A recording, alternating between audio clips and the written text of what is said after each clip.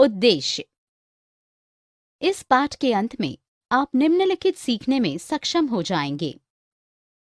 विभिन्न देशों के बीच द्विपक्षीय सहयोग और समन्वय की बढ़ती प्रवृत्ति को समझने में, चीन, पाकिस्तान और भारत के बीच विकास पथ और रणनीतियों में समानताएं जानने में, चीन में ग्रेट लीप फॉरवर्ड कार्यक्रम और आर्थिक स्थिरता प्राप्त करने के लिए पाकिस्तान और भारत में किए गए सुधार के बारे में जानने में, जनसांख्यिकी संकेतकों और चीन, भारत और पाकिस्तान के बीच तुलना के बारे में जानने में, चीन, भारत और पाकिस्तान की सकल घरेलू उत्पाद वृद्धि एवं चीन, भारत और पाकिस्तान के तुलनात्मक प्रदर्शन को समझने में, चीन, भारत और पाकिस्तान में क्षेत्रवार रोजगार एवं सकल घरेलू उत्पाद के अंश के बारे में जानने में, विभिन्न मानव विकास संकेतकों के बारे में जानने में,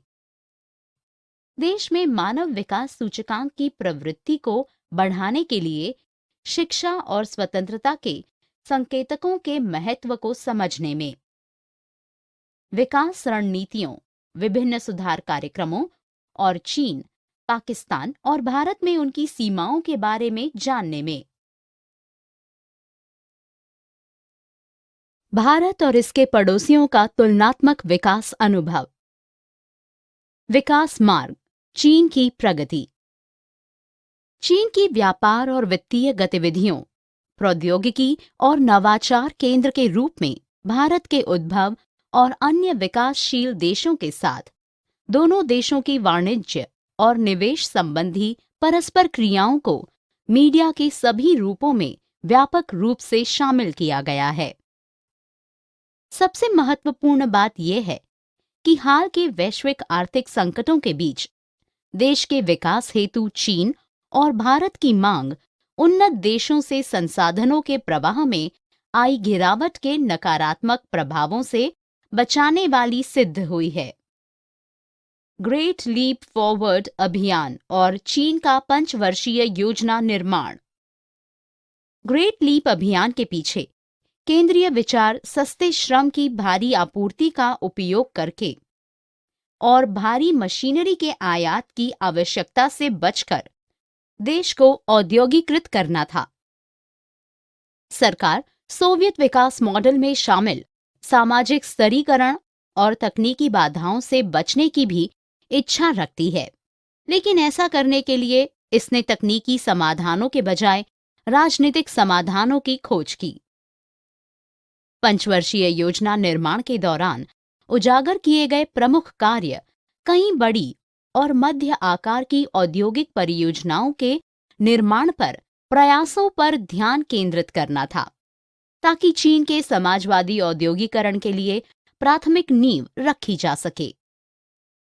इसका उद्देश्य कृषि और हस्तशिल्प उद्योगों के समाजवादी रूपांतरण में सहायता करने के लिए कृषि उत्पादक सहकारी समितियों का विकास करना था, ताकि पूंजीवादी उद्योग और वाणिज्य को राज्य पूंजीवाद के मार्ग पर गतिशील किया जाए, जिससे निजी उद्योग और वाणिज्य का समाजवादी परिवर्तन सुसाध्य हो। आर्थिक सुधार और नीतियां। विशेष आर्थिक क्षेत्रों हेतु राज्य के स्वामित्व वाले उद्यम। राज्य के स्वामित्व वाले उद्यमों की आवश्यकता ने चीन में औद्योगिकरण के लिए विशेष आर्थिक क्षेत्रों SEZ के निर्माण की दिशा में अत्याधुनिक पद्धति की खोज की। ये विशेष प्रमाणीकरण इन विशेष आर्थिक क्षेत्रों SEZ को ऐसी आर्थिक प्रबंधन प्रणाली का उपयोग करने की अनुमति देता है जो विदेशी और घरेलू फर्मों के लिए व्यवसाय करने हेतु मुख्य भूमि चीन। पाकिस्तान की कहानी। पाकिस्तान का विकास पथ। पाकिस्तान ने सार्वजनिक और निजी क्षेत्रों के सह अस्तित्व के साथ मिश्रित आर्थिक प्रणाली का पालन किया। 1950 के दशक के उत्तरार्ध में 1960 के दशक के मध्य तक पाकिस्तान ने घरेलू उद्योगों के विकास के लिए विभिन्न विनियमित नीति ढांचे की शुरुआत की। कृषि के मामले में हरित क्रांति की शुरुआत और सार्वजनिक निवेश में वृद्धि ने अनाज के उत्पादन में वृद्धि की। इस अवधि के दौरान पाकिस्तान को पश्चिमी देशों से भी वित्तीय सहायता मिली, जिसने देश को आर्थिक विकास को प्रेरित करने में मदद की। विकास के लिए मिश्रित आर्थिक मॉडल। आर्थिक पुनर्गठन में कई प्रयोगों के बाद पाकिस्तान वर्तमान में एक मिश्रित अर्थव्यवस्था संचालित करता है, जिसमें राज्य के स्वामित्व वाले उद्यम सकल घरेलू उत्पाद के एक बड़े भाग के लिए जिम्मेदार होते हैं। प्रारंभ में पाकिस्तान की अर्थव्यवस्था बड़े पैमाने पर निजी उद्यम पर आधारित थी। 1980 के दशक में और अधिक परिवर्तन किए गए जब इस्लामी अर्थव्यवस्था को प्रारंभ किया गया था, जिसने शरिया द्वारा निषिद्ध प्रथाओं को गैर कानूनी घोषित कर दिया, जैसे ऋणों पर ब्याज प्रभारित करना और अन्य। लेकिन 1990 के दशक के बाद इसने राष्ट्रीयकृत अर्थव्यवस्था के पूरे या आंशिक क्षेत्रों में निजीकरण करना शुरू कर दिया। राष्ट्रीय अभियान और इसका महत्व। राष्ट्रीयकरण कार्यक्रम 1972 के दौरान आर्थिक लोकतंत्र, उदारीकरण और पाकिस्तान को प्रगतिशीलता के साथ स्थापित करने के प्रारंभिक मुख्य धारा के लक्ष्य को बढ़ावा देने की दृष्टि के साथ शुरू हुआ। देश ने अपनी संरचना में सुधार करने और अपनी लाभप्रद प्रक्रिया को कम करने के प्रयास में 3 प्रमुख मेगा निगमों, स्टील मिलों, रेलवे और अंतर्राष्ट्रीय हवाई सेवाओं को सरकारी स्वामित्व के तहत लाने के लिए कार्यक्रम सक्रिय किया। अपने प्रारंभिक वर्षों में अपनी सफलता के बावजूद इस तरह के नीतिगत उपाय कार्यक्रमों को सहज आंदोलनों और अंतर्राष्ट्रीय और राष्ट्रीय विरोध के चरम स्तर का सामना करना पड़ा, जिसने पाकिस्तान की राष्ट्रीय अर्थव्यवस्था पर विनाशकारी प्रभाव डाले। जब तक कि इसे तत्कालीन प्रधानमंत्री नवाज शरीफ द्वारा 1990 में भारत के पदचिह्नों का जनसांख्यिकीय संकेतक। चीन में एक बच्चे का मानक और भारत और चीन की तुलना। भारत में अनुमानित जनसंख्या 1252 मिलियन है और चीन में 1357 मिलियन और पाकिस्तान में 182 मिलियन है। लेकिन 2002 और 2010 के बीच जनसंख्या की वार्षिक वृद्धि दर भारत में 1.24 और चीन में 0.49 थी। पाकिस्तान की दर 1.65 थी। जनसंख्या घनत्व प्रति वर्ग किलोमीटर में चीन में 145 और भारत और पाकिस्तान में 421 और 236 है। चीन ने प्रजनन दर भी नियंत्रित की है। यह 1.6 है, जबकि भारत और पाकिस्तान में क्रमशः 2.6 और 3.3 है।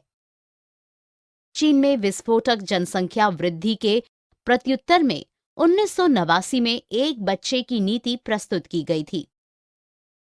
1970 के दशक के अंत तक चीन की आबादी तेजी से 1 बिलियन आंकड़े तक पहुंच रही थी और चीनी सरकार को जनसंख्या वृद्धि दर रोकने हेतु गंभीर विचार करने के लिए मजबूर होना पड़ा। ये नीति शहरी क्षेत्रों में सबसे प्रभावी थी, जहां एकल परिवारों द्वारा इसे भली प्रकार अंगीकार किया गया था। सामान्य संकेतक और घटता लिंग अनुपात। इन 3 देशों में लिंग अनुपात में कमी आई है, जो भारत में 934 है, चीन में 929 और पाकिस्तान में 947 है। भारत का बाल लिंग अनुपात 6 साल से कम आयु वर्ग में अब 70 साल में सबसे कम, शायद अभी तक का सर्वाधिक निकृष्ट है। नवीनतम गिरावट 2001 में 927 प्रति 1000 लड़कों पर लड़कियों की संख्या से 2011 में 918 थी। बाल लिंग अनुपात में यदि सुधार नहीं हुआ तो ये 2040 तक 20 से 49 आयु वर्ग में 23 मिलियन महिलाओं की कमी का कारण बन जाएगा। चीन, भारत और पाकिस्तान में शहरीकरण की दर। चीन में शहरीकरण की कोटि उच्चतम है, जिसके बाद पाकिस्तान का स्थान है, जबकि भारत में अभी भी ग्रामीण आबादी का बाहुल्य है। भारत में 28% आबादी शहरी इलाकों में निवास करती है, जबकि चीन और पाकिस्तान में इसकी मात्रा क्रमशः 53% और सकल घरेलू उत्पाद की वृद्धि। चीन और भारत। चीन में सकल घरेलू उत्पाद की निरंतर वृद्धि दर। क्रय शक्ति समानता पीपीपी के समायोजन की प्रणाली में चीन ने 1999 में विश्व में दूसरा स्थान प्राप्त कर लिया है और 2014 से अमेरिका को पीछे छोड़कर सबसे बड़ी अर्थव्यवस्था बन गया है। 1979 से 2010 तक चीन की औसत वार्षिक सकल घरेलू उत्पाद समवृद्धि 9.91% थी।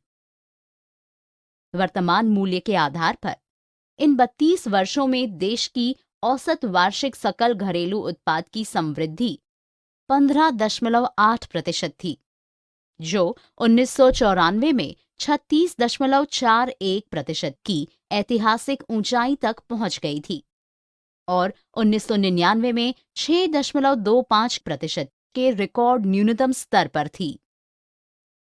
सकल घरेलू उत्पाद की वार्षिक वृद्धि दर। चीन और भारत। चीन में सकल घरेलू उत्पाद की वार्षिक वृद्धि दर 1989 से 2018 तक 9.63% थी। ये 1993 की पहली तिमाही में 15.40% की उच्चतम ऊंचाई और 1990 की चौथी तिमाही में 3.80% के रिकॉर्ड न्यूनतम स्तर पर थी। भारत में सकल घरेलू उत्पाद की वार्षिक विकास दर 1951 से 2018 तक औसतन 6.15% थी, जो 2010 की पहली तिमाही में 11.40% की उच्चतम ऊंचाई तक पहुंच गई और 1979 की चौथी तिमाही में -5.20% के रिकॉर्ड न्यूनतम स्तर तक कम हो गई। क्षेत्रवार रोजगार साझेदारी और सकल घरेलू उत्पाद भागीदारी। अन्य विकसित देशों की तुलना में चीन के सकल घरेलू उत्पाद में कृषि और उद्योग का अनुपात काफी अधिक है। कृषि क्षेत्र ने चीन के सकल घरेलू उत्पाद में लगभग 9.3% योगदान दिया था, जबकि क्रमशः 44.4% आर्थिक मूल्यवर्धन उद्योग से और 46.4% सेवा क्षेत्र से उत्पन्न हुआ था। जबकि अधिकांश विकसित देशों में सेवा क्षेत्र ने अर्थव्यवस्था के 70% से अधिक का योगदान दिया। वहीं चीन में विनिर्माण उद्योग पर देश का सकल घरेलू उत्पाद की वृद्धि। पाकिस्तान और भारत। पाकिस्तान में सकल घरेलू उत्पाद की वृद्धि।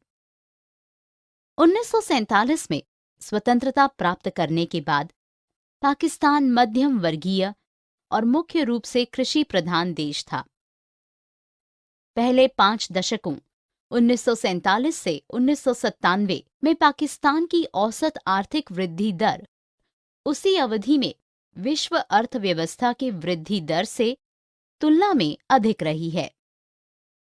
1960 के दशक के दौरान औसत वार्षिक वास्तविक सकल घरेलू उत्पाद की वृद्धि दर 6.8% थी। 1970 के दशक में 4.8% और 1980 के दशक में 6.5% थी। हाल ही में विश्व बैंक के आंकड़ों के अनुसार पाकिस्तान में निर्धनता 2002 में 64.3% से घटकर 2014 में 29.5% हो गई। पाकिस्तान का प्रति व्यक्ति नाम मात्र सकल घरेलू उत्पाद अब 2018 में $1,641 है। सकल घरेलू उत्पाद की वार्षिक दर। पाकिस्तान और भारत। पाकिस्तान में सकल घरेलू उत्पाद की वृद्धि दर 1952 से 2016 तक औसतन 4.91% रही है। 1954 में ये 10.22% के उच्चतम स्तर तक पहुंच गई थी और 1952 में -180% तक रिकॉर्ड रूप से कम हो गई थी। भारत में सकल घरेलू उत्पाद की वार्षिक वृद्धि दर 1951 से 2018 तक औसतन 6.15% थी, जो 2010 की पहली तिमाही में 11.40% के उच्चतम स्तर पर पहुंच गई थी और 1979 की चौथी तिमाही में -5.20% तक रिकॉर्ड रूप से कम रही थी। क्षेत्रक वार रोजगार और सकल घरेलू उत्पाद की भागीदारी। 1969-70 में कृषि सबसे बड़ा वस्तु उत्पादक क्षेत्र था, जिसका सकल घरेलू उत्पाद में 38.9% योगदान था, जो वित्त वर्ष 2016-17 में 19.53% हो गया है। ये दर्शाता है कि गैर कृषि क्षेत्र की तुलना में कृषि की भागीदारी मानव विकास के संकेतक। मानव विकास सूचकांक HDI। मानव विकास सूचकांक HDI मानव विकास के प्रमुख आयामों में औसत उपलब्धि का एक सारांश माप है। ये आयाम है लंबा और स्वस्थ जीवन, ज्ञानवान होना और जीवन का सभ्य मानक। मानव विकास सूचकांक HDI बढ़ती सकल राष्ट्रीय आय के साथ आय के घटते महत्व को दर्शाने के लिए आय के लघुगणक का उपयोग करता है। मानव विकास सूचकांक के विभिन्न संकेतक। प्रत्येक व्यक्ति सकल घरेलू आय में निर्धनता रेखा से नीचे एवं मृत्यु दरों में जनसंख्या की गणना, स्वच्छता, साक्षरता, जीवन प्रत्याशा और कुपोषण के समाधान तक पहुंच के संबंध में हम देख सकते हैं कि चीन का स्थान भारत और पाकिस्तान की तुलना में आगे है। स्वास्थ्य, स्वच्छता और निर्धनता रेखा माप में पाकिस्तान ने भारत से अच्छा प्रदर्शन किया है। दूसरी ओर ये दोनों देश में शिशु जन्म के दौरान महिलाओं की मृत्यु दर की दृष्टि से पिछड़े हैं। चीन में ये 27 लाख प्रति जन्म है, लेकिन भारत और पाकिस्तान में क्रमशः 178 और 174 है। एक दिन में $3.10 की अंतर्राष्ट्रीय निर्धनता दर के अनुसार इन तीन देशों के बीच भारत में निर्धनों की सर्वाधिक संख्या है। चीन में जन्म के समय सामान्य जीवन प्रत्याशा 76 वर्ष है, लेकिन भारत और पाकिस्तान में क्रमशः 68.3 और 66.4 वर्ष है। शिक्षा में 15 वर्ष और उससे अधिक आयु वालों के लिए स्कूली शिक्षा के औसत वर्ष चीन में 7.6% है, लेकिन भारत और पाकिस्तान में क्रमशः 6.3% और 5.1% है। स्वाधीनता संकेतक और लोकतांत्रिक भागीदारी। देश में मानव विकास को मापने के लिए एक मुख्य संकेतक देश सामाजिक और राजनीतिक निर्णय निर्धारण में लोकतांत्रिक भागीदारी की सीमा और प्रणाली है। हम इसे अन्य रूप से देश में संवैधानिक अधिकारों और कानूनों के नियम के महत्व के बारे में जन जागरूकता की मात्रा के विकास की रणनीतियां एक मूल्यांकन। चीन में 1978 तक आरंभ किए गए सुधार। 1978 तक चीनी कम्युनिस्ट पार्टी ने कम्युनिस्ट नेता माओ जेडोंग की मृत्यु के 2 वर्ष बाद सुधार शुरू किए। चीन ने ग्रामीण इलाकों में घर परिवार जिम्मेदारी प्रणाली शुरू की, जिसने कुछ किसानों को पहली बार अपने उत्पाद का स्वामित्व दिया। दक्षिणी शहर शेंजन को वैश्विक परिप्रेक्ष्य में अधिक लचीली बाजार नीतियों का प्रयोग करने के लिए पहला विशेष आर्थिक क्षेत्र बनाया गया। 2005 तक ब्रिटेन, फ्रांस और इटली को पीछे छोड़ते हुए चीन विश्व की चौथी सबसे बड़ी अर्थव्यवस्था बनने के लिए तैयार है। चीन ने तब अपनी मुद्रा युआन को $1 की सीमा पेग से मुक्त कर दिया और कड़े प्रतिबंध बैंड के भीतर प्रवहमान होने तिरने दिया। 1988 तक विकास के प्रति पाकिस्तान के बदलते दृष्टिकोण। पाकिस्तान में आर्थिक उदारीकरण का संदर्भ पाकिस्तान के इतिहास के आर्थिक संदर्भ में आर्थिक आजादी और विकास को बढ़ावा देने और त्वरित करने के लिए नीति मापन कार्यक्रम से है।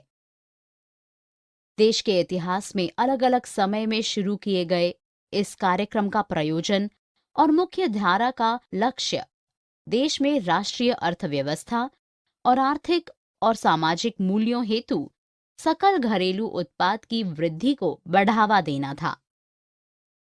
1951 में भारत की नई आर्थिक नीतियां। भारत में आर्थिक उदारीकरण अर्थव्यवस्था को अधिक बाजार और सेवा उन्मुख बनाने और निजी और विदेशी निवेश की भूमिका का विस्तार करने के लक्ष्य के साथ देश की आर्थिक नीतियों के 1991 में शुरू किए गए आर्थिक उदारीकरण को संदर्भित करता है।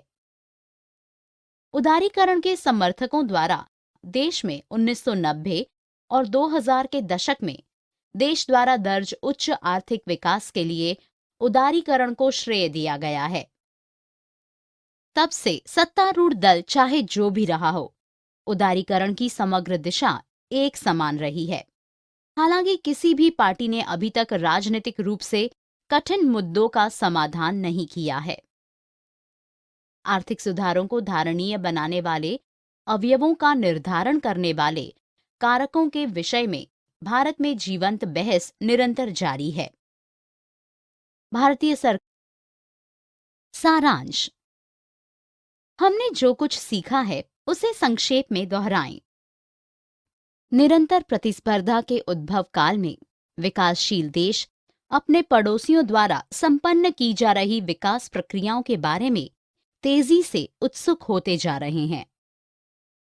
ये सभी तीनों पंचवर्षीय योजनाओं के प्रतिमान का पालन करते हैं, अर्थात जैसा कि कई वर्षों से देखा जा रहा है, विकास पथ और उनकी संबंधित रणनीतियों में अवधारणा की प्रवृत्ति एक समान है। 1980 के दशक तक इन तीनों देशों के विकास संकेतक जैसे विकास दर और राष्ट्रीय आय के प्रति और क्षेत्रकवार योगदान समान थे। 1978 में चीन में, 1988 में पाकिस्तान में और 1991 में भारत में सुधारों का आरंभ किया गया था। चीन ने अपनी पहल पर संरचनात्मक सुधारों की शुरुआत की, जबकि भारत और पाकिस्तान पर उन्हें अंतर्राष्ट्रीय एजेंसियों द्वारा अधिरोपित किया गया था। हम देख सकते हैं कि एक बच्चे के मानदंड ने चीन में जनसंख्या वृद्धि को नियंत्रित कर लिया है, लेकिन भारत और पाकिस्तान में महत्वपूर्ण बदलाव अभी तक नहीं हुआ है। जैसा कि इन तीनों देशों में देखा गया है कि अधिकांश कार्यबल अभी भी कृषि पर निर्भर है। ये समाज के आर्थिक निपटारे का प्राथमिक क्षेत्र है। हम देख सकते हैं कि चीन द्वारा धीरे धीरे गति अति उत्कृष्ट विधि से कृषि से विनिर्माण की ओर संक्रमण किया जा रहा है, लेकिन भारत और पाकिस्तान के मामलों में ये परंपरागत विधि और उसके मार्गों का अनुपालन किए बिना सीधे और अचानक हुआ। चीन के औद्योगिक क्षेत्र में उच्च वृद्धि दर बरकरार रही है, जबकि भारत और पाकिस्तान दोनों के मामले में ऐसा नहीं है। जैसा कि ये देखा गया है कि चीन कई मानव विकास संकेतकों की दृष्टि से भारत और पाकिस्तान से आगे है। इन दोनों देशों के विपरीत सुधार पूर्व अवधि के दौरान चीन द्वारा किए गए विशिष्ट उपायों ने हाल के समय में इसके धारणीय विकास में योगदान दिया है।